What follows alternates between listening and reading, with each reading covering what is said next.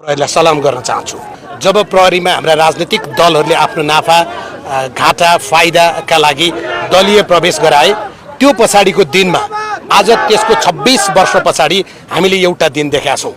नेपालको प्रहरी चुपचाप लागेर हिजो आफूले सल्युट हानेका मान्छेहरूको हातमा हतकडी लगाउने र उनीहरूलाई पक्राउ गरेर लिएर गएर छानबिन गर्ने तहमा पुगेको छ। यो विषयको लहरो चाहिँ यत्तिकै टुङ्गिने जस्तो छैन। यो कार्यपालिकाको प्रमुखसम्म पुग्ला, अख्तियार दुरुपयोग अनुसन्धान आयोगका प्रमुखसम्म पुग्ला, अथवा प्रमुख ठुला राजनैतिक दलका प्रमुख पात्रसम्म नै पुग्ने देखिए पछाडि तेस्रो देशका नागरिकहरू, त्यो पनि राज्य सत्ताकै दुरुपयोग भएर राज्य सत्ताको संयन्त्रभित्रैबाट तपाईँको प्रयोग भइरहेको छ भनेपछि उसको चासो हुनु अस्वाभाविक कुरा होइन। तर अब अनुसन्धानको तहमा उनीहरू भौतिक रूपमा यहाँ आएका छन् कि उहाँबाट गरेका छन् कि फेरि प्रहरी संयन्त्रको चाहिँ के हुन्छ भने एउटा देशको अर्को देशसँग चाहिँ इन्टरपोल मार्फत पनि अन्तर्समन्वय भइरहेको हुन्छ र अनुसन्धानका लागि पक्कै पनि यो समन्वय नभएको हुनपर्छ भन्न सकिँदैन। यो घटनालाई कतै त्यस्तो बनाइन्छ कि भन्ने पनि आशंका छ, यसलाई कसरी लिने? अहिले सबै विषयलाई नकारात्मक कोणबाट नहेरौँ। म सबभन्दा पहिले आज तपाईँहरू मार्फत नेपाल प्रहरीलाई एउटा नागरिकका रूपमा विशेष धन्यवाद दिन चाहन्छु। नेपाल प्रहरीलाई हामीले विगतमा निकै नकारात्मक कोणबाट विभिन्न विषयमा जसरी टिका टिप्पणी गरेका छौँ, नेपालको प्रहरी विश्वमै अनुसन्धानमा उत्कृष्ट मध्येको प्रहरी हो भन्ने एउटा दृष्टान्त फेरि पेश भएको छ। 2054 सालसम्म पनि नेपालको प्रहरी उत्कृष्ट काम गर्दै आएको थियो।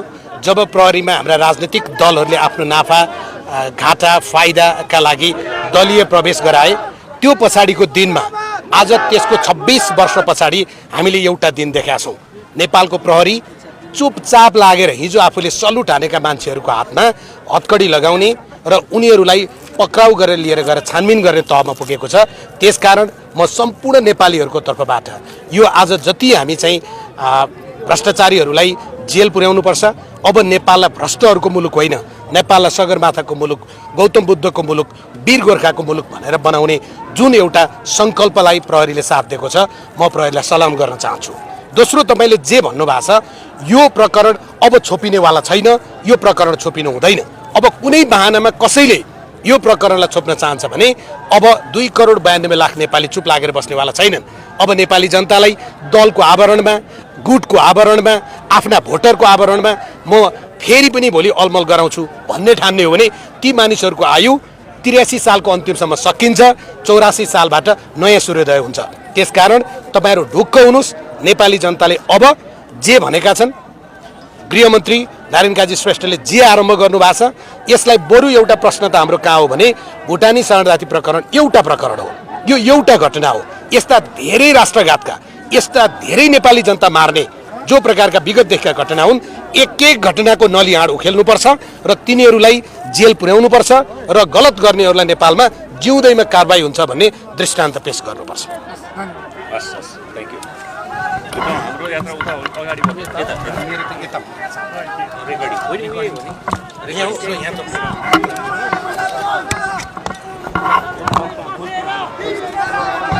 भुटानी शरणार्थी केसलाई लिएर सडकमै त हामीले देख्न सक्यौँ। यो केसलाई कसरी निहाल्नु भएको छ अलिकति बताइदिनु न।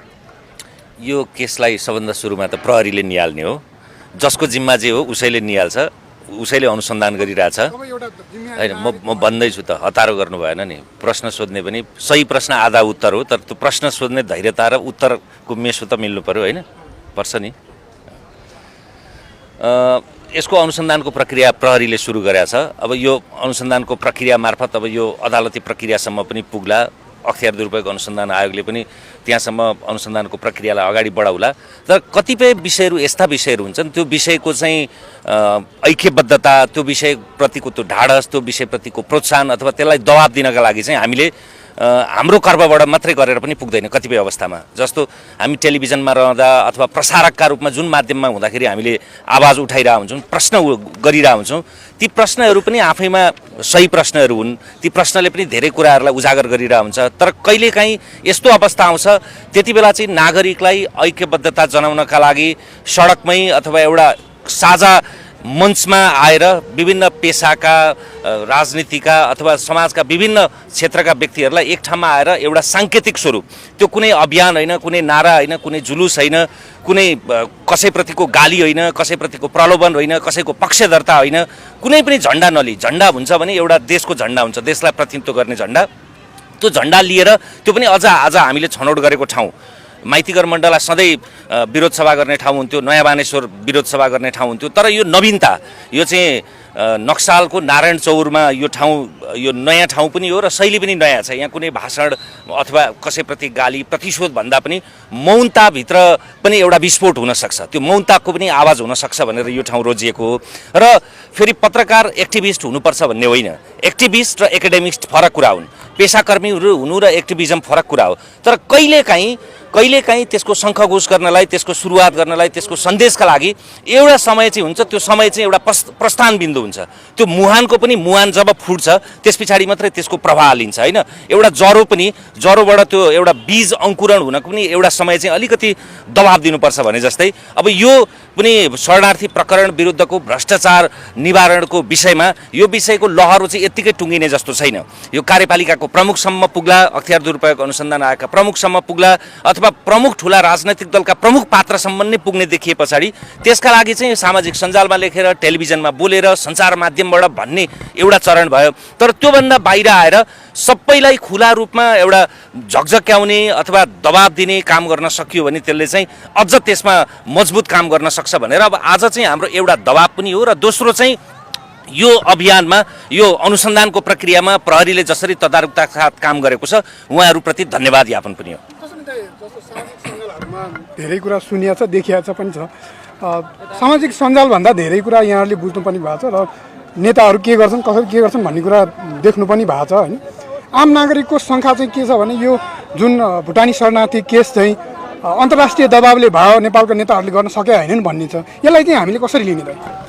त्यसलाई अब त्यो एउटा अनुमानको कुरा हो र फेरि यो 4वटा देशसँग सम्बन्धित र सरोकार राख्ने विषय छ, नेपालसँग मात्रै जोडिएको छैन। एउटा नेपाल, अर्को चाहिँ अब भुटानी शरणार्थी भन्नाले भुटानको पनि चासो छ, त्यस पछाडि अब भारत हुँदै तेस्रो मुलुकमा ल्याइपुर्याएका कारणले भारतको पनि यसमा चासो छ र अब तेस्रो देशको पुनर्वास गरिएको अमेरिका, उसको त चासो हुने नै भयो। किनभने उसकामा तपाईँको ह्युमन ट्राफिकिङ भएर तेस्रो देशका नागरिकहरू त्यो पनि राज्य सत्ताकै दुरुपयोग भएर राज्य सत्ताको संयन्त्रभित्रैबाट तपाईँको प्रयोग भइरहेको छ भनेपछि उसको चासो हुनु अस्वाभाविक कुरा होइन। तर अब अनुसन्धानको तहमा उनीहरू भौतिक रूपमा यहाँ आएका छन् कि उहाँबाट गरेका छन् कि फेरि प्रहरी संयन्त्रको चाहिँ के हुन्छ भने एउटा देशको अर्को देशसँग चाहिँ इन्टरपोल मार्फत पनि अन्तर्समन्वय भइरहेको हुन्छ र अनुसन्धानका लागि पक्कै पनि यो समन्वय नभएको हुनपर्छ भन्न सकिँदैन। अब रायन दाइले भन्नुहुन्छ।